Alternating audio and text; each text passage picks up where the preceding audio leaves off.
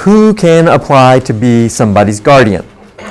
The law says that any interested person can apply to the probate court for guardianship or conservatorship. Any interested person. That's pretty much anybody.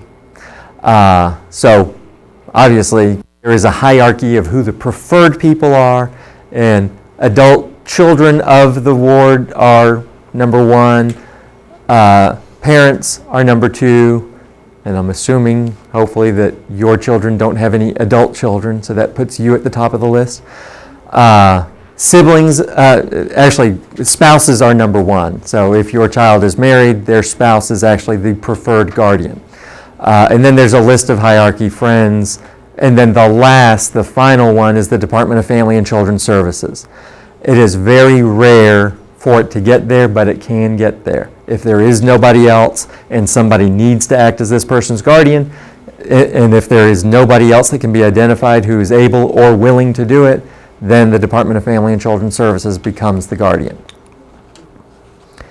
The earliest a petition can be filed is within 6 months of turning age 18. So the 6 month point prior to their 18th birthday is the earliest you can file.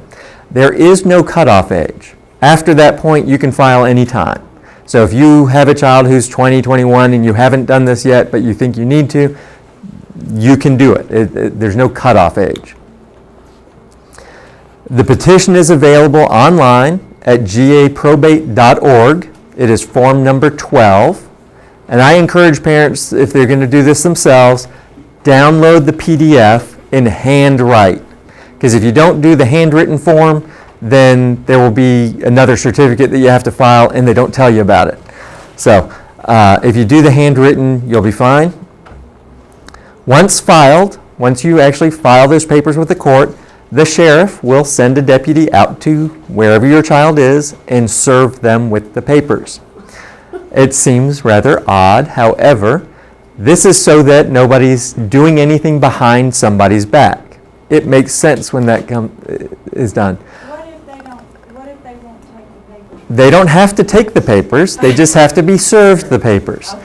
And if you know anything about serving things, you don't have to voluntarily accept it. Somebody will just submit a statement to the court, a sworn affidavit that says, I personally delivered the papers to them. If you don't read it, that's your problem. The court just wants to make sure that you received them, that you had the opportunity.